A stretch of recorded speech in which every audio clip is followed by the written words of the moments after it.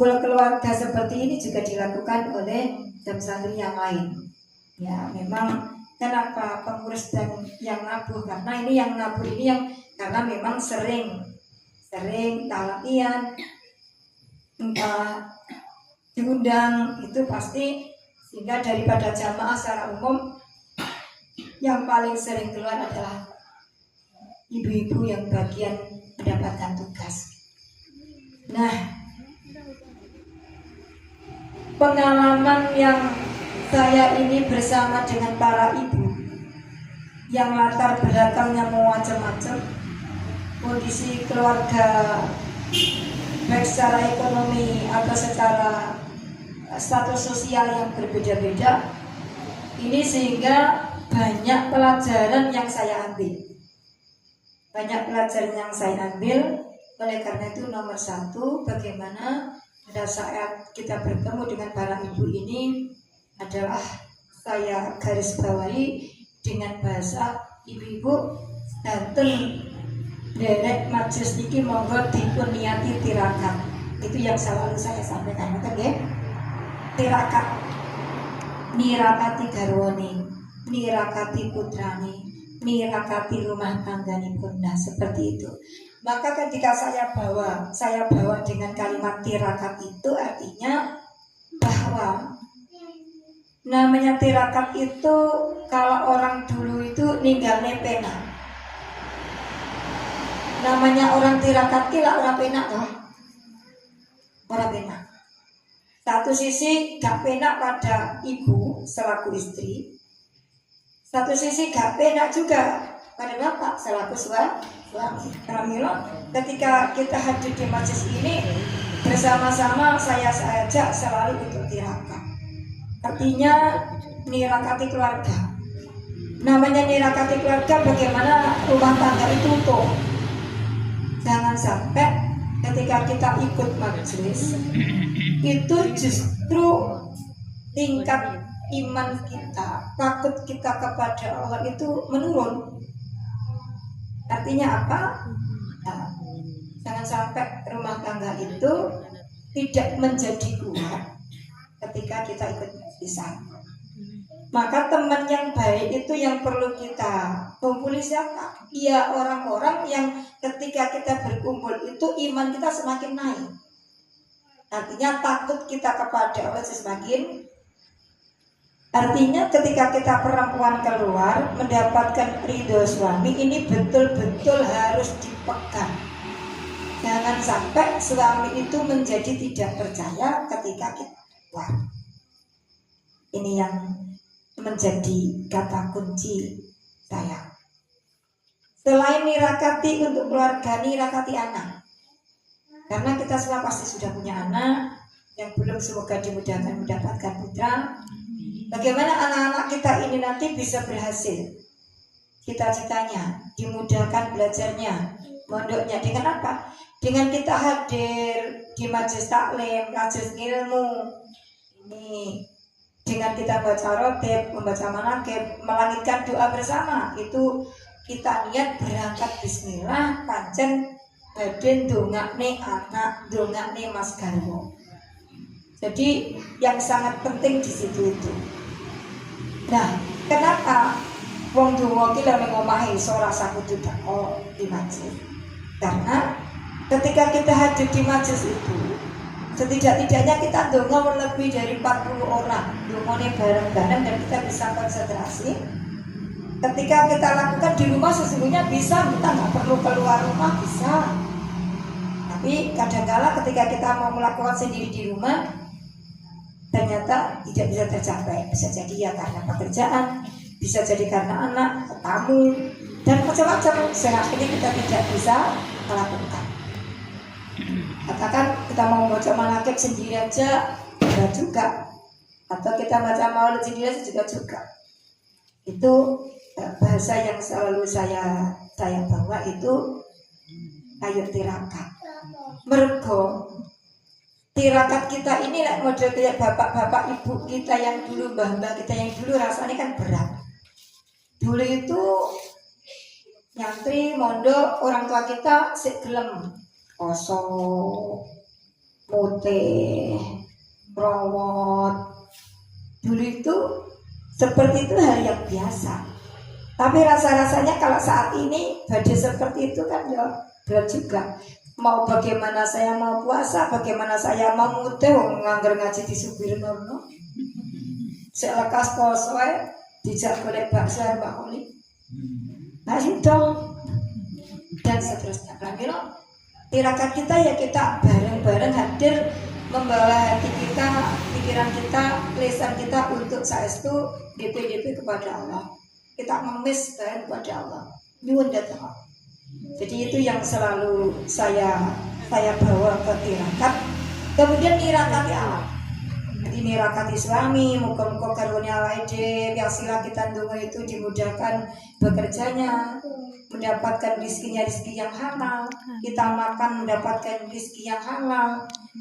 Ketika suami bekerja itu pasti punya temannya juga teman yang solihah, yang teman solihah itu yang otomatis mendukung rumah tangga itu sakinah mawaddah warahmah, tidak menjadi bercerai-berai.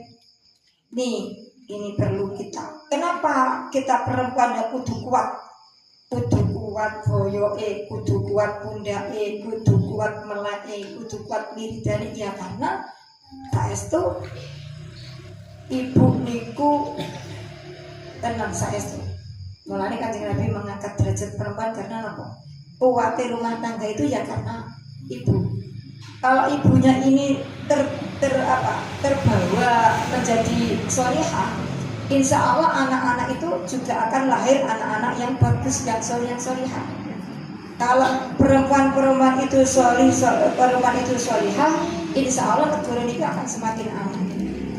Maka dengan hadirnya di masjid itu, itulah banyak kandungan yang setidak-tidaknya ini intinya bahwa rumah tangga itu soyapi, ada kuat dongo, kuat tirakat, ya, kuat bersama-sama, menguatkan bersama.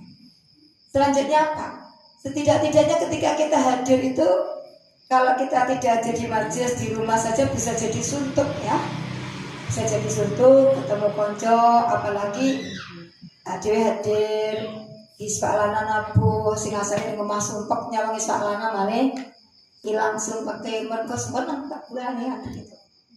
Nah, ketika jenengan nabuh itu kan tidak hanya sekedar kita untuk bermaksiat, ya, tetapi bagaimana kita membawa suasana orang majelis itu semakin dekat kepada Allah. Jadi ketika nabuh itu tidak ada sekedar kita ingin mengeraskan suara kebaikan kita, sering galit-galitnya suara sing wong lanang biar terbawa suara itu tidak. Tetapi bagaimana ketika kita ini kita bersolawat itu justru bisa ngarahne wong sing asale kudu menggok-menggok itu jadi benar.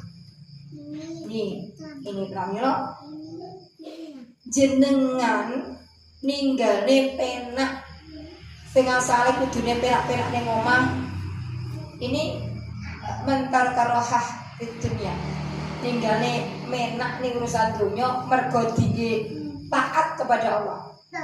Asalnya ning omah dinyapo-nyapo garwane yo penak ditinggal brung bener-bener ninggale penak-penakan urusan dunya ditinggal karena apa?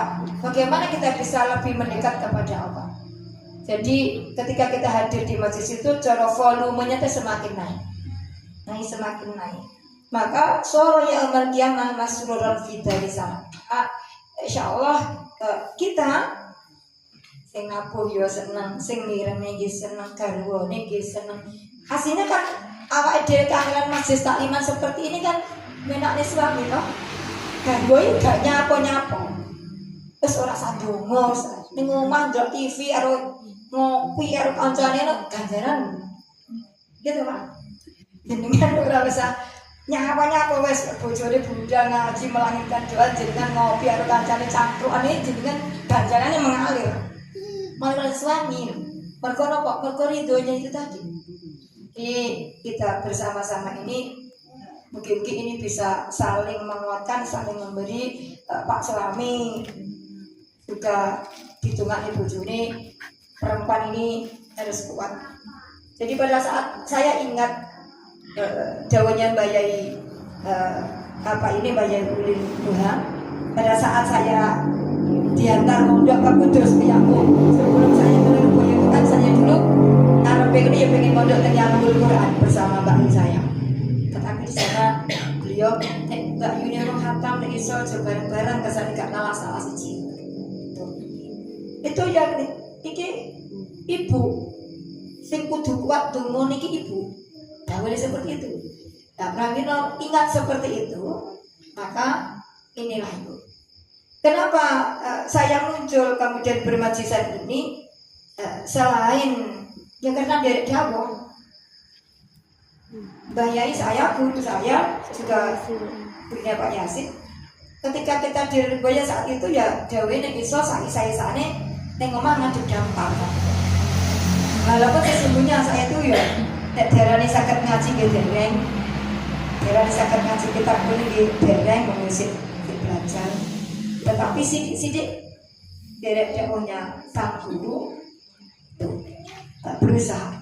Pramila ketika saya bersama-sama jenengan di jam santri ini, saya itu amalan yang kita lakukan itu tidak asal comot.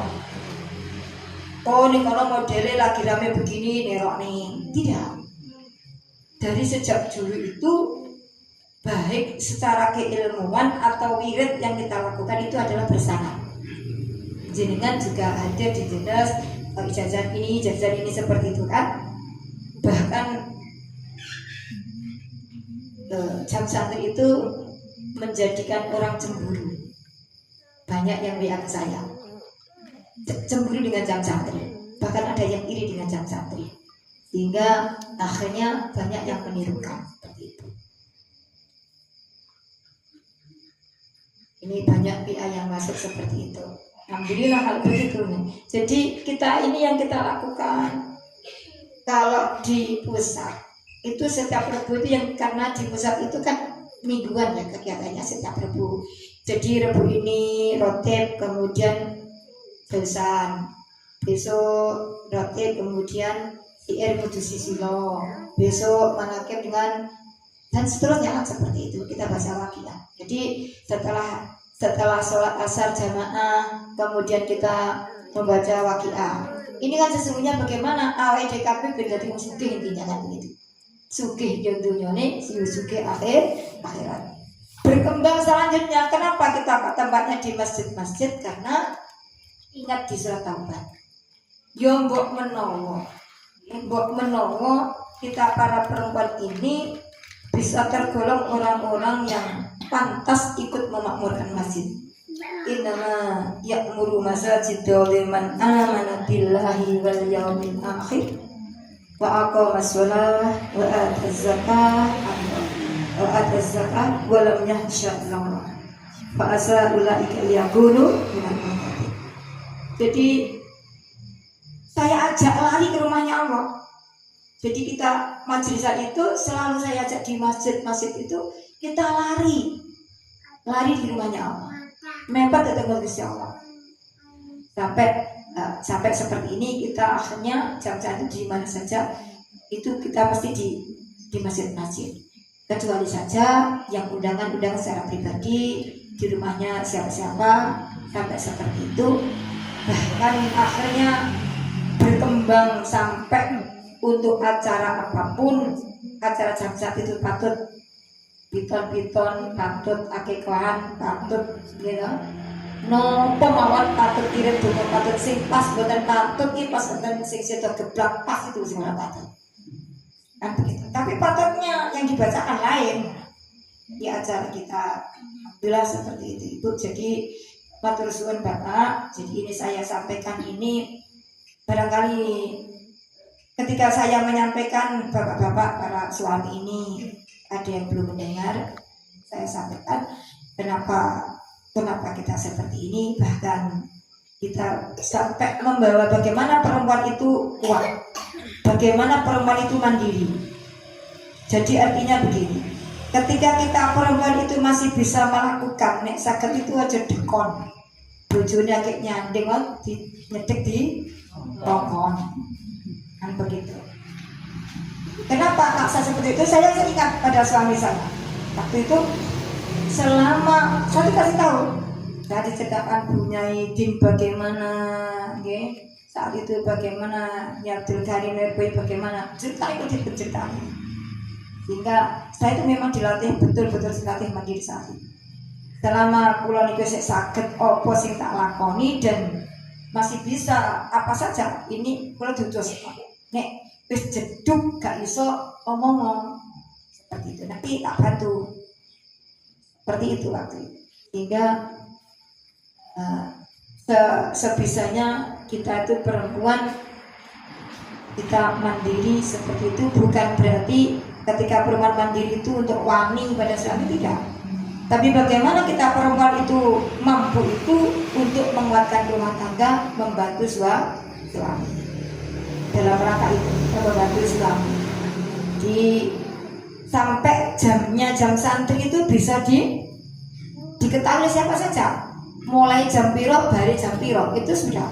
Sehingga sampai siapapun yang datang lebih dulu silakan untuk membaca rotib. Itu tujuannya bukan mundur-mundur. Bagaimana kita dinas plek jam sekian sudah kita mulai, jam sekian sudah harus pulang. Dan mulai ke omah ganti urusan rumah.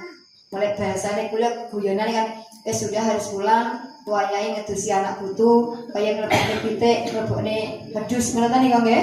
Kayak makan, itu kan bahasa saya adalah bahasa kita kembali ke rumah, urusan kita masing-masing. Selalu saya wanti-wanti seperti itu karena saya kepingin ketika selesai majelis itu benar-benar menggok tulang pundi, menggok kemana kan seperti itu yang selalu saya atur nih kepada para jamaah. Nah, kemudian sampai ketika ada masalah antar sesama para ibu, bahkan sampai nyusun kepengurusan itu tidak ada. Namanya di jam santri itu sejak dulu tidak ada namanya pengurus ketua pilihan, tidak ada. Kenapa kok nggak ada? Saya bilang yang jadi pengurus itu yang sudah istiqomah. Orang kok nggak pengurus dulu, nyusun pengurus baru dilaksanakan kegiatan, tidak. Tapi bagaimana kita berkegiatan majelisan, nah yang jadi pengurus siapa? Yosing istiqomah itu kan begitu. Tapi kita terbalik dengan organisasi. Nah, organisasi nggak dipilih dulu baru bekerja. Kita enggak, kita bekerja dulu ngadain tunggu kok. Nah siapa? Yang jadi pengurus ya yang istiqomah.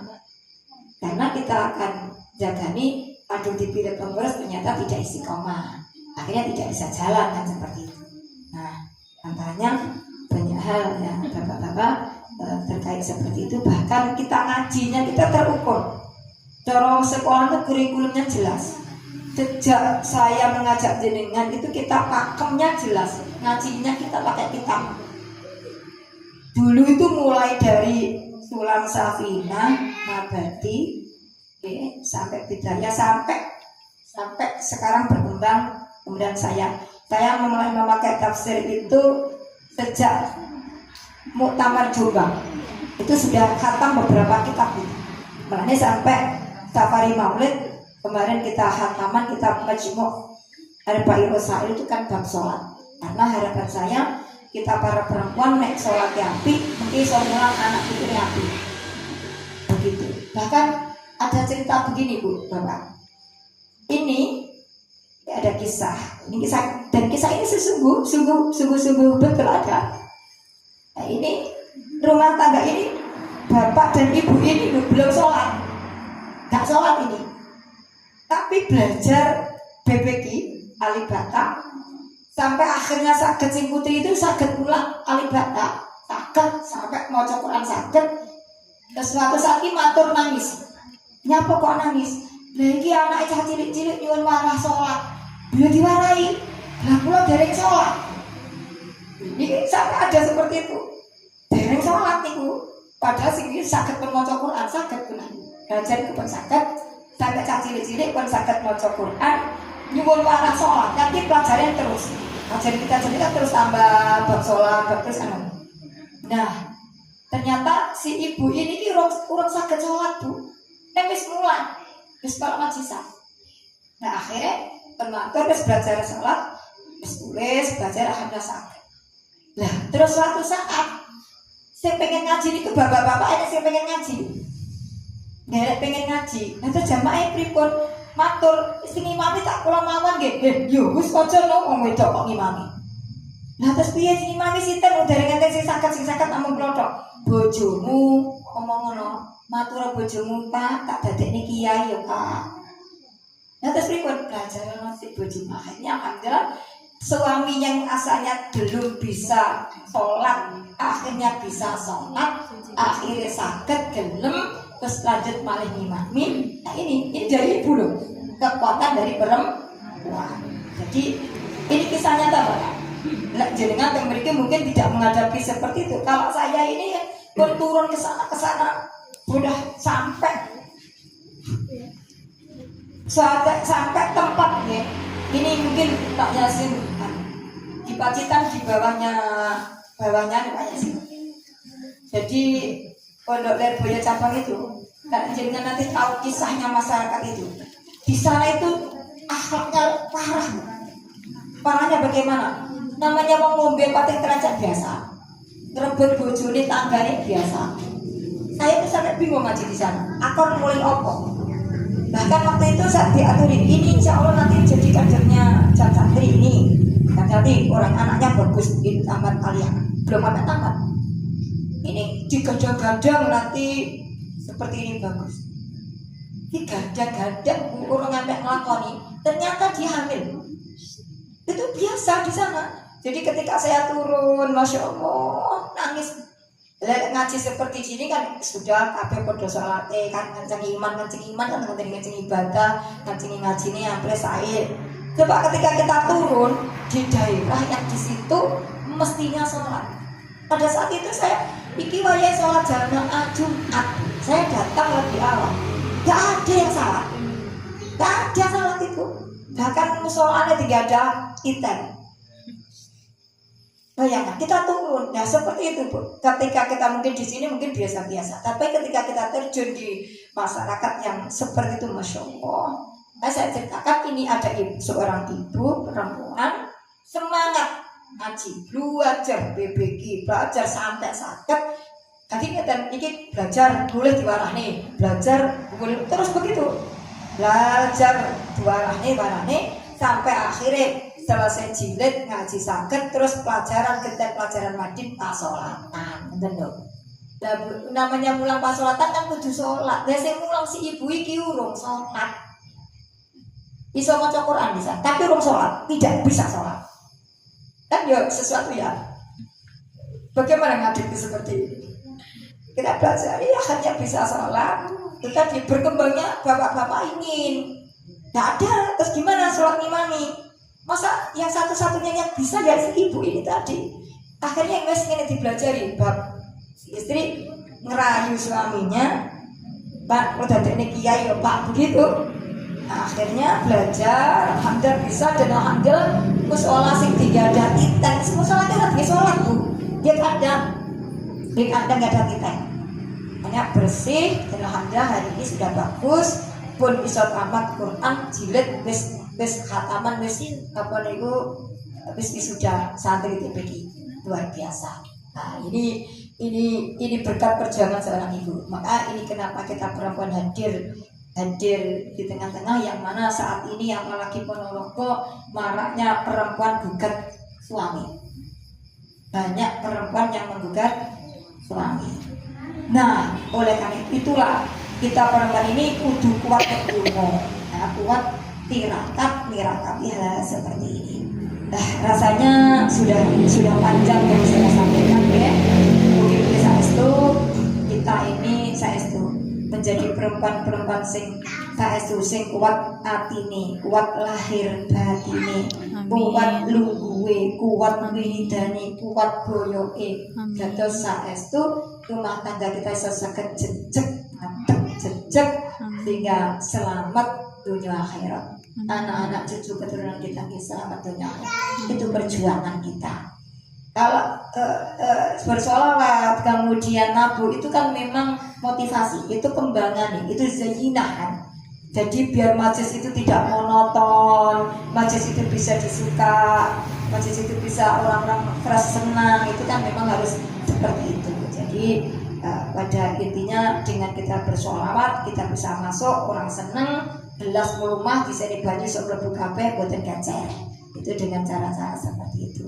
Mugi-mugi bapak-bapak selalu mendukung dan ridhonya, memberikan kepercayaan, dan kita para perempuan-perempuan ini sudah mendapatkan itu harus menjaga amanah itu, menjaga ridho itu supaya kita saling baik, kemudian terjaga di antara kita. Ini selalu saya tanamkan. Karena mengapa ini saya tanamkan? Karena ada juga perempuannya dan laki-lakinya tidak bisa sejalan, akhirnya ya rujak sentul, siji ngalor siji itu tidak bakal ketemu dan sulit sekali. Dan kalau hal-hal seperti ini Bu, coba bayangkan tengah malam saya sudah kasih siap ditelepon saya dijemput, Ibu bagaimanapun ini putra jenengan ini tangkep ibu pulang. Ada apa pun pokoknya kalau suwun jenengan siap-siap ini kalau jemput kalau betul negara pulang gitu ya sudah saya berangkat. Apa yang terjadi? Ya geger rumah tangga. Sering kali saya itu harus ngadem antara suami istri dan rumah tangga, geger itu sering sekali. Dan saya tidak akan pernah sebut itu. Dan di antara kita sering itu. Jenengan penak-penak tunggu lagi nih, penak tunggu kasih gugah ya jemput ya sudah kudu ngedem bagaimana. Nah ini ya Bu Pak Pramila, kita hadirnya jam santri, saya harap di masyarakat bersama-sama ini sangat bisa membawa kebaikan-kebaikan ya, bisa membawa kebaikan-kebaikan, bisa memberikan contoh yang saya. Tetapi walaupun demikian kita ini yo manusia, adiknya juga ada salahnya. Jika saya salah, jenengan luruskan yang betulkan. Begitu juga jenengan dan semuanya. Pramila, kenapa ini dikumpulkan? Ini supaya bisa seiring antara suami paham tentang istri. Istri mengajak suami dihadirkan ini supaya bapak-bapak itu memahami kenapa kita jalan, kenapa malam-malam kita harus latihan, kenapa kita diundang seperti itu. Dan alhamdulillah saya senang Mbak Khalif atau Mbak Saro itu setiap diundang acara di mana saja itu pasti WA saya, Ambai pengen tuh penyanyi ini kebade diundang berikut tampil berikut jos. Itu adab seseorang di antara kita memang harus seperti itu, menjaga. Ini ada kisah. Kebetulan kisah ini terjadi di Mekah. Akhirnya minta maaf. Yo karepe ngono pengen budal sak doyo-doyo ta iso ning mencium Ka'bah napa dhisik budal. Boten pamit niku. Ketika berangkat ndak pamit, ini beberapa kali itu terjadi. Ketika berangkat ndak pamit, delalah ya swara. Niku sak bawa sak brok niku ya delalah ilang golek sak temune mboten matur kula. Nah, akhirnya kapok niku. Lah iya, dek iki ade pamit selamat nyapa ki kok ora pamit. Nah, begitu biasanya lagi pamit terusnya pamit dijajal lagi gak pamit lagi swara mari. Nah seperti itu yang terjadi banyak ya di Pramila. Ini gambaran Bapak Ibu, dan alhamdulillah kita berkumpul bapak-bapak, alhamdulillah matur suwun mungkin bisa nggih. Ini dados amal jariah panjenengan, jenengan ridho kita bersama-sama antara bapak dan istri. Selain untuk kepentingan diri kita sendiri, dari dawuh sang guru, si arang ilmu, si arang agama, nasruddin nasrul ilmi, mugi-mugi ini menjadi amal soleh al-ijin kabeh, amin Allahumma amin. Sehingga tanduran saya ini mugi-mugi itu nanti anak cucu kita tuh memetik kebaikan yang kita tanamkan. Yang kita saat ini kita menanam, anak cucu kita nanti memetik kebaikan itu. Amin Allahumma amin. Nggih, mbok pinangaken sampun pangapunten. Sampun kathah ingkang dalem aturaken mbok bilih lepatipun atur napa kemawon ingkang dalem aturaken panjenengan kula nyuwun agung ing pangapunten sedaya. Terakhir, namanya orang berjuang itu pasti dedel duel, ya. Berjuang itu dedel duel, bondo, donya, jiwa, sak raga, sak nyawane pisan. Namanya orang berjuang. itu berjuang itu pasti dedel duwe bondo dunya jiwa raga sak nyawane pisan. Mungkin dia tidak seperti itu, merasa sampai dedel dua sing luwe tapi dedel titik tapi sudah berhasil katanya ya. Nggih, Mbak bila seperti itu pangapunten sedaya lepat kula ngasih ilang pamitori. Assalamualaikum warahmatullahi wabarakatuh. Waalaikumsalam warahmatullahi wabarakatuh.